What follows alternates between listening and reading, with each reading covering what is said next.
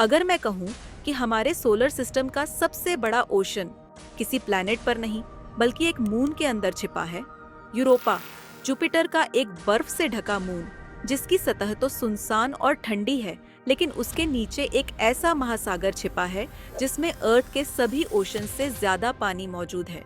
और यही नहीं, इस ओशन में लाइफ के बिल्डिंग ब्लॉक्स भी मौजूद हो सकते हैं। नासा का अगला बड़ा मिशन, यूरोपा क्लिपर, इस एलियन ओशन की सच्चाई जानने के लिए तैयार है। लेकिन एक सवाल अभी भी खड़ा है, हमें इसकी जरूरत क्यों पड़ी?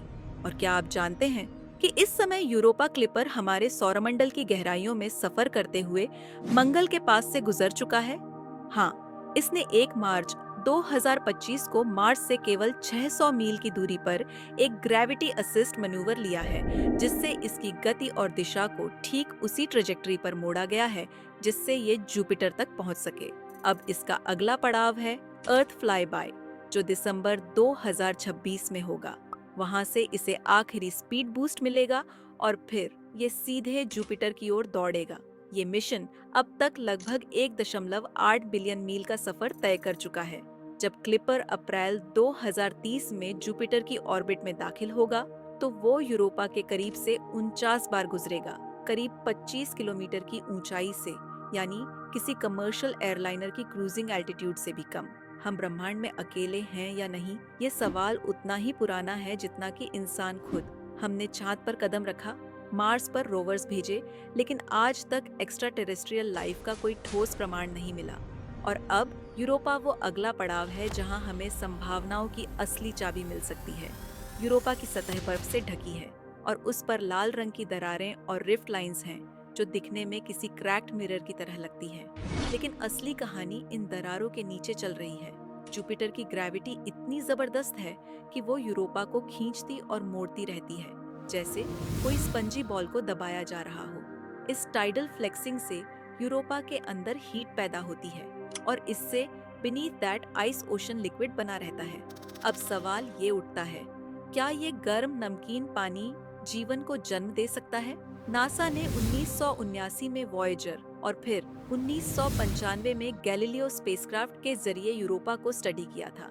गैलीलियो ने एक मैग्नेटिक डिस्टर्बेंस डिटेक्ट की थी, जो सजेस्ट करती थी कि बर्फ के नीचे कोई इलेक्ट्रिकली कंडक्टिव सब्सटेंस मौजूद है।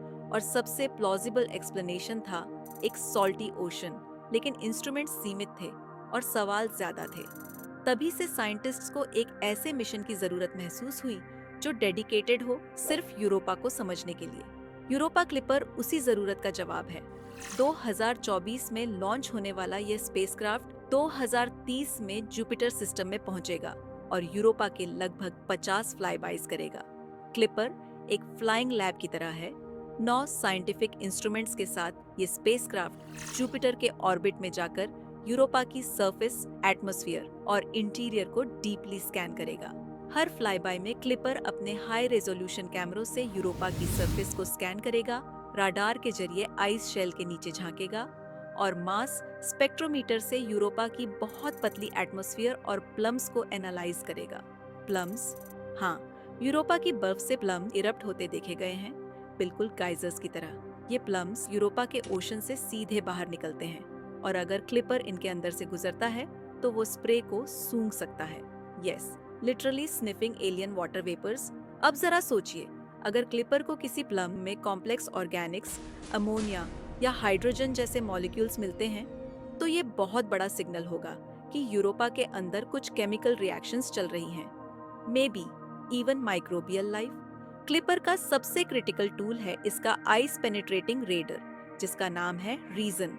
ये रेडर यूरोपा की बर्फ को स्कैन करेगा और देखेगा कि बर्फ कितनी मोटी है, कहाँ-कहाँ क्रैक्स हैं और कहाँ पर पानी की जेबें या सबसर्फेस लेक्स मौजूद हैं।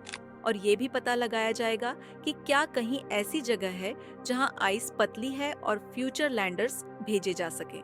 इसके अलावा क्लिपर के पास thermal imager, dust analyzer, plasma detectors और मैग्नेटिक सेंसर्स होंगे, जो यूरोपा के पूरे एनवायरनमेंट को एक जासूस की तरह समझने में मदद करेंगे।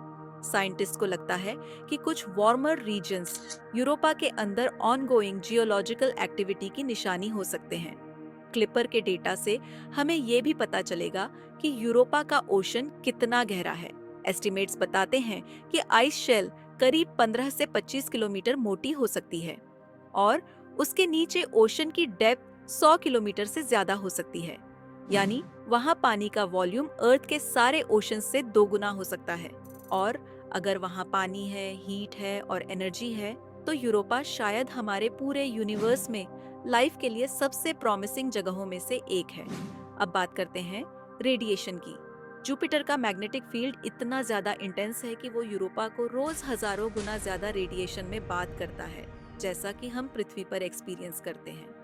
क्लिपर को बचाने के लिए इसमें एक स्पेशल टाइटेनियम रेडिएशन वॉल्ट होगा जो उसके इलेक्ट्रॉनिक्स को सुरक्षित रखेगा। यूरोपा क्लिपर सिर्फ एक मिशन नहीं है, ये एक सवाल का जवाब ढूंढने की कोशिश है। क्या हम ब्रह्मांड में अकेले हैं? यूरोपा क्लिपर का सफर शुरू हो चुका है और इसके साथ हमारा सपना भी। अगर आप सोचते हैं कि हमारी गैलेक्सी शांत और सुंदर है, तो आप शायद रेड मॉन्स्टर गैलेक्सी से अभी तक मिले नहीं हैं। यूरोपा की बर्फ के नीचे जीवन की खोज जितनी अद्भुत है, उतना ही चौंकाने वाला है वो कॉस्मिक मॉन्स्टर जो ब्रह्मांड की स्ट्रक्चर को हिला सकता है। देखिए अगला video, the red monster Galaxy, जहां ग्रेविटी की ताकतें किसी भी कल्पना से परे हैं।